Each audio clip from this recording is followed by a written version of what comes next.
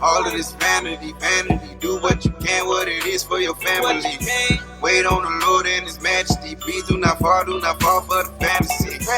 In His good grace, yeah, I'd rather be. I don't care, they can be mad at me. Better them than the Lord after me. For real, the Lord give you sanity.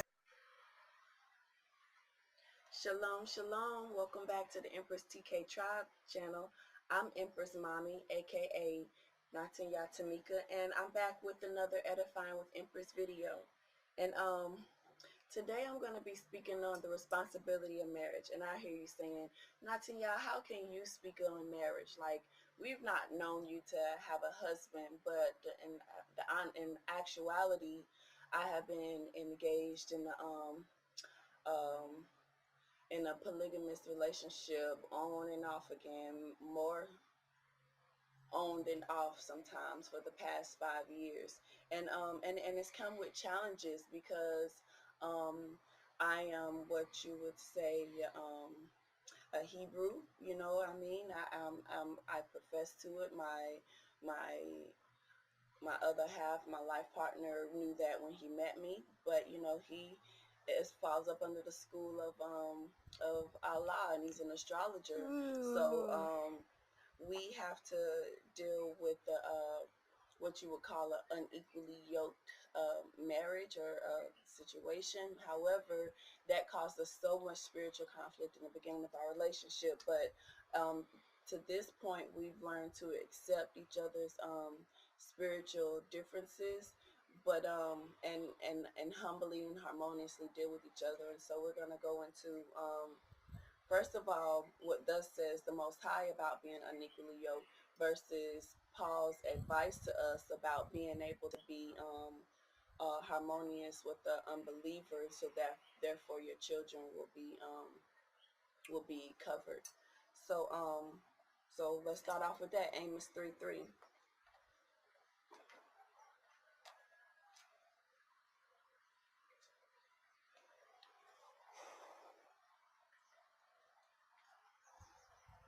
Okay, so Amos 3:3.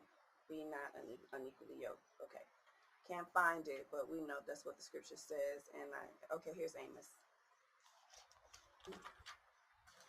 About to skip past you, like, hold up. You better got time. You're not being still, kind. Amos 3:3. Hear this word that Yahweh has spoken against you, O children of Israel, against the entire clan which I brought up from the land of Mitzrayim, saying, you alone have I known of all the clans of the earth. Therefore I punish you for all your crookedness. Would two walk together without having meat? Does a lion roar in a forest when he has no prey? Does a young lion, give forth his voice out of his den unless he has caught? And does a bird fall into a snare on the earth where there is no trap for it? Does a snare spring up from the earth if it has not captured prey? So basically, verse 7, for the master Yahweh does no matter unless he reveals his secret to his servants and the prophets. So you know, they're what the Most High brings together, let no man separate. However, we are in an era where we can choose and use discernment when choosing our partners because of the type of spiritual chaos that we can create for ourselves because we are intertwined into spiritual fornication.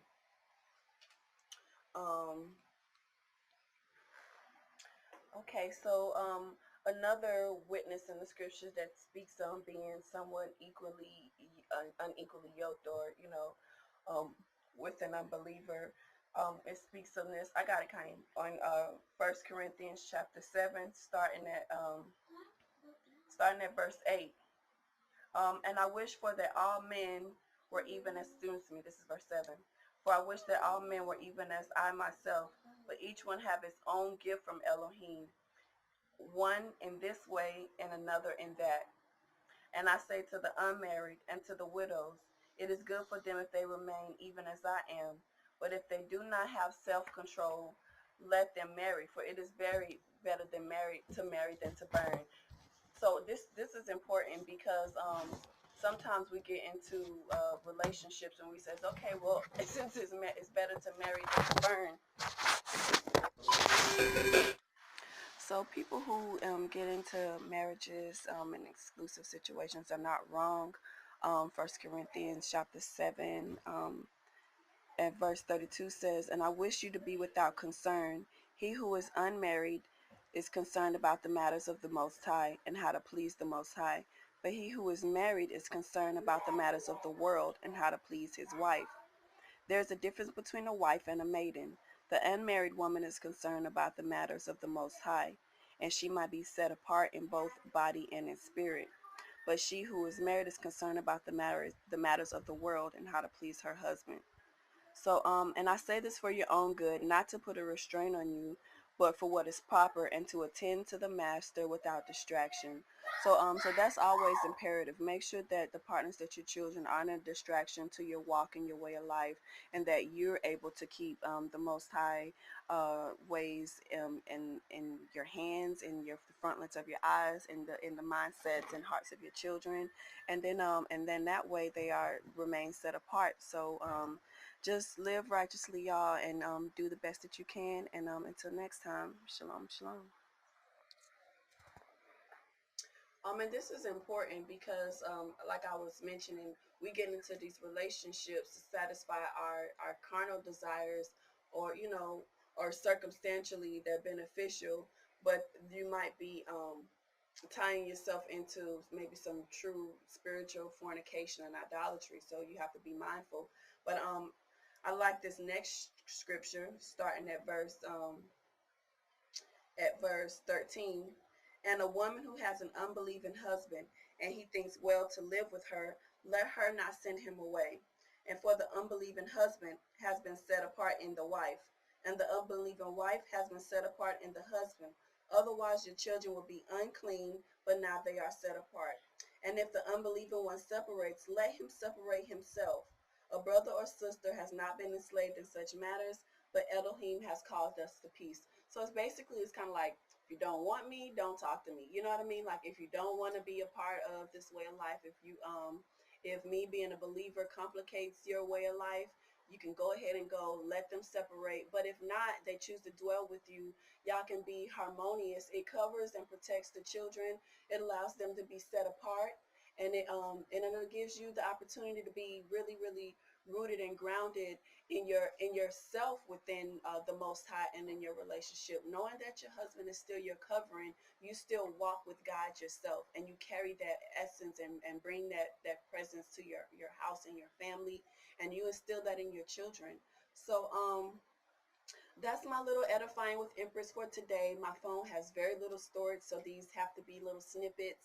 But I hope you understand my message. Basically, it's love one another, because that covers a multitude of sins, and keep the Most High first. Until next time, shalom, shalom.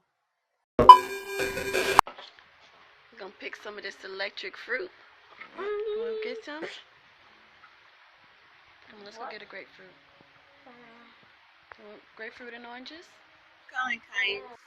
It's grapefruits dropped in the river, in the stream. Mm-hmm. I said what grapefruit? It happened. Huh? That's good. Okay. Hey, Dad. You caught it like a juggler.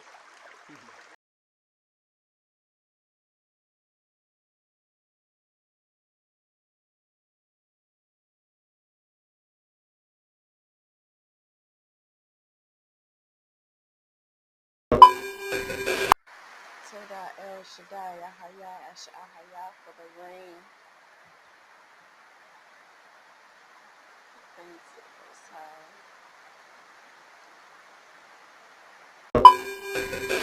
Questioning. Can we help you? Yeah, I got them. Okay. But Yahweh, Shmarika, Yahweh, Puna, Erika, Begumeka, Yes, Yahweh, Belia, Elikara, Beyase, Lakashon, Beyase, Lakashon. Good job. Yahoo! Yahoo! Yahoo!